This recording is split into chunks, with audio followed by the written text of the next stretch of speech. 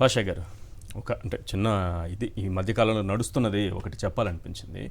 2018లో మన శ్రీకాకుళం జిల్లా నుంచి ఆ చుట్టుపక్కల ప్రాంతాల నుంచి మత్స్యకారులు చేపల వేటకి వెళ్తూ ఆ సముద్రంలో అలా దారి తప్పడం వల్ల పాకిస్తాన్ జైల్లో మగ్గిపోతూ ఉంటే జగన్మోహన్ రెడ్డి గారు ఎన్నికల ప్రచారంలో 2019 ఎన్నికల ప్రచారంలో ఆ ప్రాంతానికి వెళ్ళి వాళ్ళ కష్టాలు విని నేను సీఎం అయిన తర్వాత వాళ్ళని తప్పనిసరిగా తీసుకొస్తాను అని చెప్పి ఆ తర్వాత ఆయన ముఖ్యమంత్రి అయిన తర్వాత ఆయన ఎంత పని చేశారు, ఎంత కష్టపడ్డారు అన్నీ చేసి పాకిస్తాన్ నుంచి మన మత్స్యకారులను తీసుకొచ్చి వాళ్ళకి ఒక్కొక్కరికి 5 లక్షల రూపాయలు ఇచ్చి ప్రతి కుటుంబాన్ని ఆదుకున్నారు. ఆ ఇంట్లో ఆయన ఫోటో ఉంది. ఈరోజు ప్రతి ఇంట్లోనూ ఆయన ఫోటో ఉంది. వాళ్ళే చెప్పారు స్వయంగా. ఇది తండేల్ సినిమా అయింది. ఈరోజు పాకిస్తాన్ నుంచి జగన్మోహన్ రెడ్డి గారు శ్రీకాకుళంకి వాళ్ళని తీసుకొస్తే తిరుపతి నుంచి జైపూర్కి ఎక్స్పోర్ట్ చేస్తున్నారు ఒక మహిళని ప్రభుత్వం. ఇది తోడేళ్ల సినిమా. అది తండేల్ సినిమా, ఇది తోడేళ్ల సినిమా. ఏంటి సార్ ఇది? తిరుపతి పుణ్యక్షేత్రంలో ఈ పాపిష్టి పనులు ఏంటి? పాపిష్టి పనులు చేసేవాళ్ళు ఏంటి? అందరికీ నమస్కారం అండి. సార్, ఇక్కడ ముందుగా కిరణ్ రాయల్ అనే వ్యక్తి గురించి ఒక 2 ముక్కలు నేను కూడా మాట్లాడాలి. ఆల్రెడీ వెంకటరెడ్డి గారు చెప్పారు, పొద్దుటి నుంచి అన్ని ఛానళ్ళలో మనం చూస్తూనే ఉన్నాము, 2 రోజుల నుంచి చూస్తూనే ఉన్నాము. కిరణ్ రాయల్ అనే వ్యక్తి ఒక మోసగాడు, ఒక నీచుడు. మోసగాడు ఎందుకంటున్నంటే ఆల్రెడీ నేను ఎక్కడ చెప్పినట్టున్నాను, పెళ్లి అన్నది చాలా పవిత్రం అండి. పెళ్లి చేసుకునేటప్పుడు హిందూ మ్యారేజ్ యాక్ట్లో అంటే హిందూ సంప్రదాయాల ప్రకారం పెళ్లి చేసుకుంటే కొన్ని ప్రామిస్లు చేస్తాం. అంటే మన కాబోయే భార్యకు పెళ్లి పీటల మీద కొన్ని ప్రామిసులు చేస్తాం. నీతో పాటు ఉంటాను, నిన్ను మోసం చేయను, నిన్ను రక్షిస్తాను, నిన్ను కాపాడుతాను అని చెప్పేసి. పెళ్లి చేసుకొని భార్య ఉన్నవాడు, 2 పిల్లలు ఉన్నవాడు మృగంలాగా నీచాతి నీచు కుక్క మేలు సార్.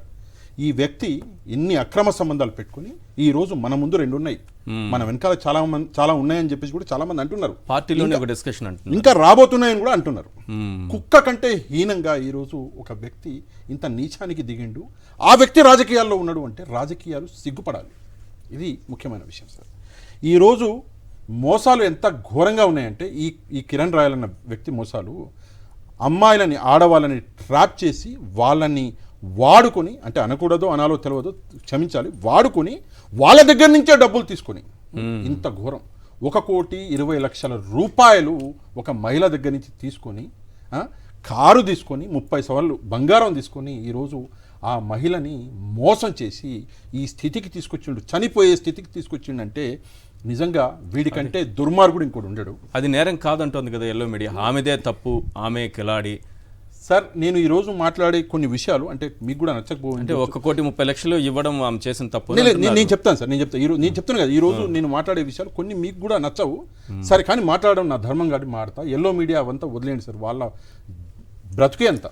జనరల్గా నిజాన్ని నిజంగా ఒప్పుకోలేరు, వాళ్ళకి దమ్ము లేదు, ధైర్యం లేదు. అందుకే కట్టుకథలు, పార్టీకి డ్యామేజ్ ఎక్కడ జరుగుతుంది, పార్టీకి డ్యామేజ్ ఎక్కడ జరుగుతుంది ఆలోచించే వ్యక్తులు సమాజానికి జరుగుతున్నటువంటి డ్యామేజ్ గురించి మాట్లాడరు, ఆలోచించరు. మేము సమాజానికి ఏమిస్తున్నాం సార్, తీసుకెళ్తే ఏం తీసుకెళ్ళిపోతున్నావు, ఇస్తే ఏమిస్తున్నావు సమాజానికి కూడా ఆలోచించాలి కదా. మనం బతికితే పక్కవాడికి ఎట్లాంటి ప్రాబ్లం క్రియేట్ కాకుండా బతకాలి, అది మంచి పని. రాజకీయ నాయకులు నలుగురు కోసం బతకాలి. ఈరోజు మహిళలనే టార్గెట్ చేసి ఈరోజు మహిళల దగ్గర నుంచి ఇంత పెద్ద మొత్తంలో అమౌంట్ కాదు, వాళ్ళ జీవితాలను నాశనం చేస్తుంటే ఈ వ్యక్తి పార్టీలు ఇక్కడ గేమ్ ఆడుకుంటున్నాయి. నిజంగా ఘోరం సార్. నేను ఎల్లో మీడియా నేను చూస్తున్నా, ఎల్లో మీడియా అంటే వాళ్ళకి సంబంధించిన ఛానల్ చూస్తున్నా, పొద్దుటి నుంచి సాయంత్రం దాకా ఆ వ్యక్తిని కాపాడే ప్రయత్నాలు చేస్తున్నారు. పొద్దుటి నుంచి ఎందుకు కాపాడే ప్రయత్నం చేస్తున్నారు? ఒక ఆర్గనైజేషన్లో మంచి వాళ్ళు ఉంటారు, చెడ్డ వాళ్ళు ఉంటారు. వీడు వెధవ అని చెప్పండి ధైర్యంగా. సరే, ఆ మహిళ ప్లేస్లో మీ కుటుంబానికి సంబంధించిన వాళ్ళు ఎవరన్నా ఉంటే ఇదే పని చేస్తారా? ఒకసారి నేను సూటిగా ప్రశ్న అడుగుతున్నా. ఇదొకటి. రెండోది, మీరు ఒక మంచి పాయింట్ అడిగారు సార్, జనసేన స్పందించదా అని చెప్పేసి. సార్, దేనికి స్పందించాలి జనసేన? నాకు కూడా చెప్పండి. సుగాలి ప్రీతి విషయంలో పవన్ కళ్యాణ్ ఆడిన డ్రామా మర్చిపోయారా మీరు?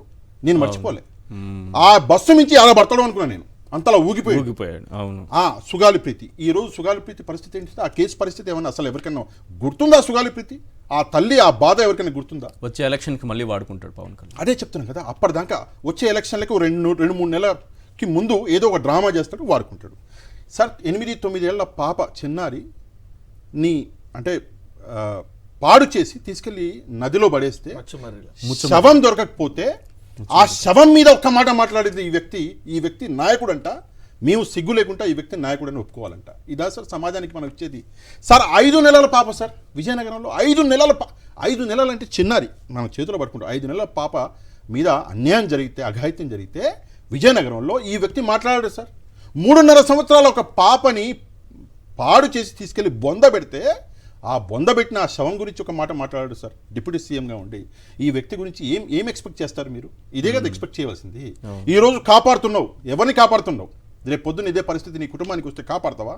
రాజకీయాలు చేస్తే క్లీన్ హ్యాండ్స్ తోటి చేయి, క్లీన్ హ్యాండ్స్ తోటి చేయి. రాజకీయాలు చాలా మంచి రాజకీయాలు ఉన్నాయి ప్రపంచంలో, నీతిగా కూడా చేయొచ్చు. ఎప్పుడు అన్యాయం చేసి ఎప్పుడు అధర్మం చేసే రాజకీయాలు చేయవలసిన అవసరం లేదు.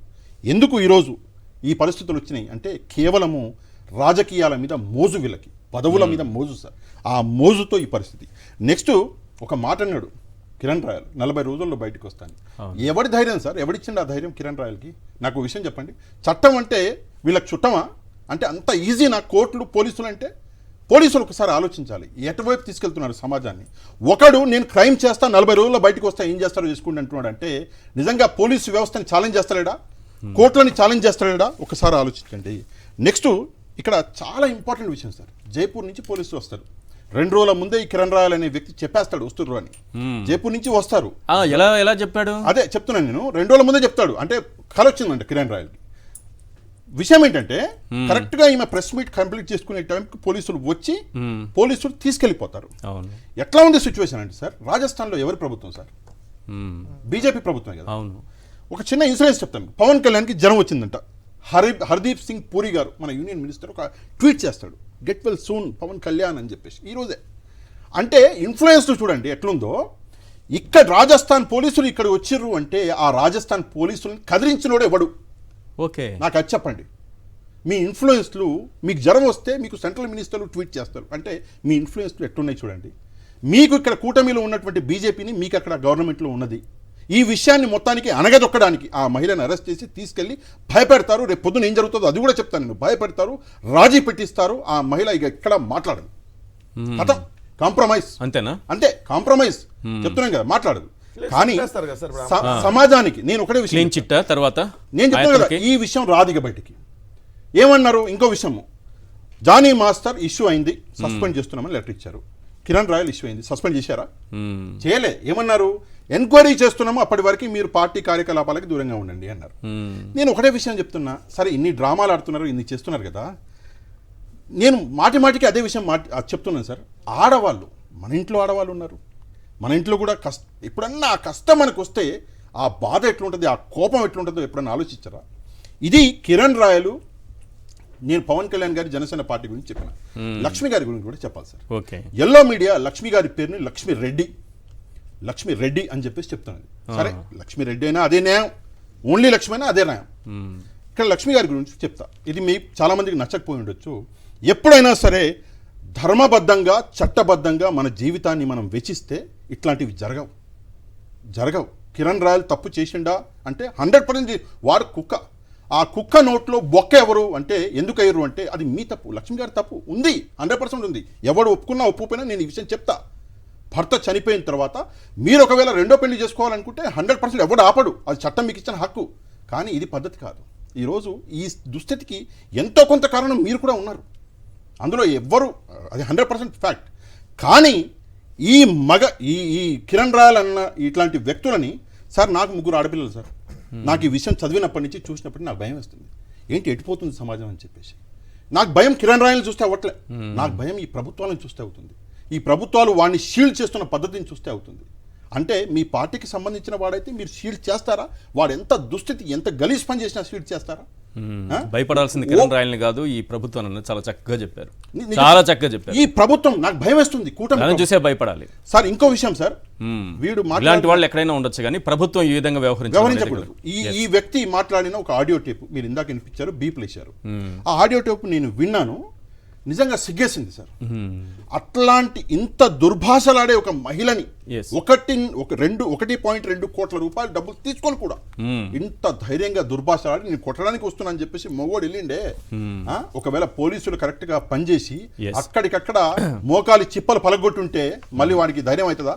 అవ్వదు. కానీ పోలీసులు కూడా ఈరోజు రాజకీయాలకి తలుగుతున్నారు. ఇది నిజంగా సిగ్గుచేటు. ఇలా జరగకూడదు, రాష్ట్రం మారాలి. పవన్ కళ్యాణ్ గారు ఇన్ని డైలాగులు కొడతాడు. ఈ జనసేన మహిళా నాయకులు వీళ్ళు వాళ్ళు పవన్ కళ్యాణ్ గారి సినిమాలో డైలాగులు కొడుతుంటారు. Yes. నేను ఒక డైలాగ్ పవన్ కళ్యాణ్ గారు కూడా కొట్టాలి.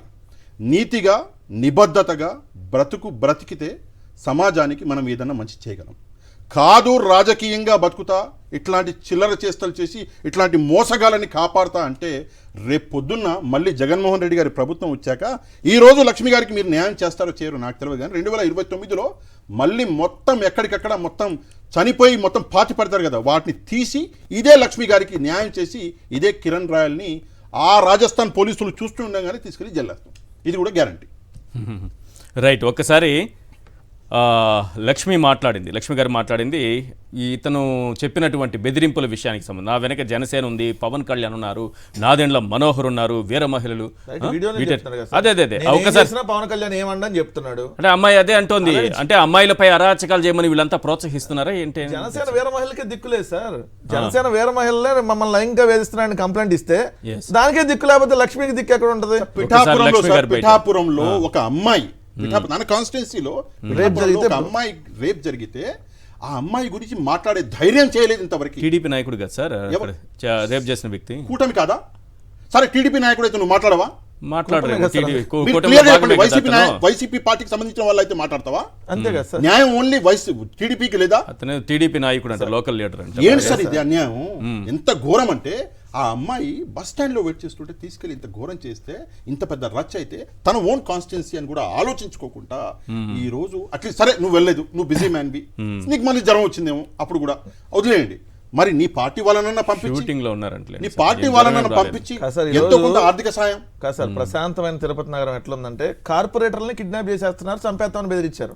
అట్లాంటప్పుడు ఈ రోజు మహిళని, సామాన్య మహిళల్ని ఓపెన్ గా ఆయన బెదిరించి చంపేస్తా అని చెప్పి ఆమె పోలీసులకు పట్టించినటువంటి పరిస్థితి. టీడీపీ గురించి ఒక విషయం చెప్తా సార్. టీడీపీ పాలిటిక్స్ కూడా చూడండి, టీడీపీ ఇందులో ఇన్వాల్వ్ అవ్వదు. ఎందుకు అవ్వదు అంటే జనసేన టీడీపీకి ఇంటర్నల్ గా ఒక వార్ అనేది ఉన్నది లోపల, మీకు కూడా తెలుసా అన్నమాట.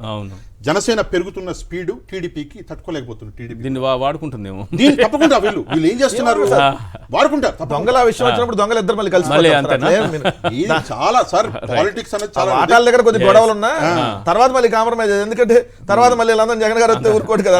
1200 ఎకరాలు ఏమైనా కాంప్రమైజ్ అవుతాడు మళ్ళీ, అది కూడా మళ్ళీ అదో ప్రాబ్లం ఉందా? 2 ఎకరాలు తీసేయండి మా కిరణ్ రాయల వల్ల అని చెప్పేసి ఎకరాలు వదులుకోవచ్చు.